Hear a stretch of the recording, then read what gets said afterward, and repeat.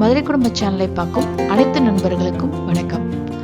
நம்ம இன்னைக்கு ரொம்ப சிம்பிளான ஜீரக சாதம் எப்படி செய்யலான்னு பார்க்க போகிறோம்.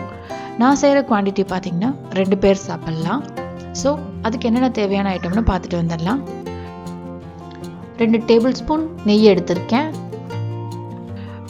இதுக்கு நான் 2 டேபிள் ஸ்பூன் ஜீரகம் எடுத்திருக்கேன். ஒரு பட்டை எடுத்திருக்கேன். ஒரு பிரியாணி இலை, 2 ஏலக்காய், 2 கிராம்பு,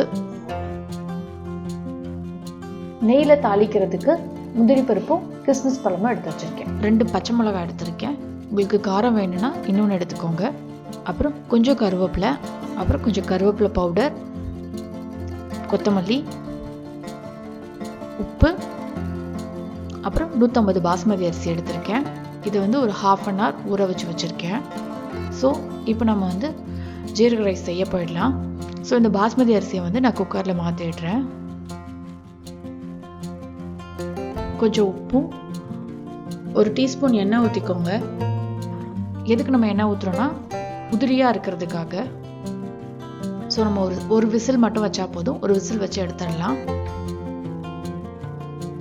இதில் பாஸ்மதி அரிசி தான் யூஸ் பண்ணணும்லாம் ஒன்றும் கிடையாது. நம்ம அதுக்கு பதிலாக பச்சை அரிசியும் யூஸ் பண்ணிக்கலாம், நம்ம சாப்பாட்டு அரிசி யூஸ் பண்ணிக்கலாம். பாஸ்மதி அரிசி யூஸ் பண்ணால் கொஞ்சம் ரிச்சாக இருக்கும், அவ்வளோதான். சவுண்டு வந்துடுச்சு. நம்ம பாஸ்மதி அரிசியும் வெந்துடுச்சு. ஸோ இதை நான் ஒரு கண்டெய்னரில் மாற்றி வச்சிடுறேன். ஜீரக சாதத்துக்கு தாளிக்க போயிடலாம். பேன் சூடானதுக்கப்புறம் 2 டேபிள் ஸ்பூன் நெய் போட்டுக்கிறேன். முந்திரி பருப்பும் திராட்சையும் போட்டுக்கிறேன்.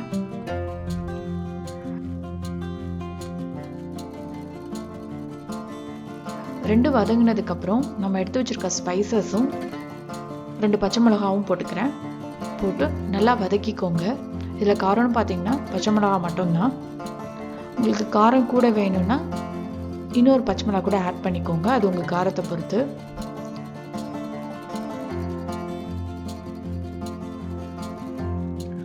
ஸோ பச்சை மிளகா நல்லா வதங்கினதுக்கப்புறம் நம்ம ஜீரகம் சேர்த்துக்கலாம். இந்த ஜீரகத்தை கொஞ்சம் நுணுக்கி சேர்த்துக்கோங்க. அப்போ தான் சாதம் வாசமாக இருக்கும். முழுசாக போட்டிங்கன்னா அவ்வளோ ஃப்ளேவராக இருக்காது. நுணுக்கி போட்டிங்கன்னா நல்லா ஹோட்டல் ஸ்டைலில் வரும். இன்னொன்று என்னென்னு பார்த்தீங்கன்னா, இந்த ஜீரகத்தை ரொம்ப வதக்கக்கூடாது.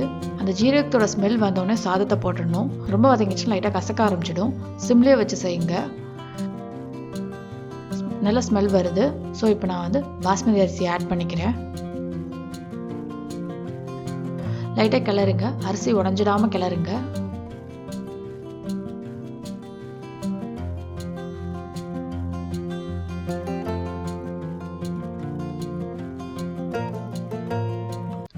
நான் இப்போ ஃப்ரெஷ்ஷாக 4 கருவேப்பிலை இலை போட்டுக்கிறேன்.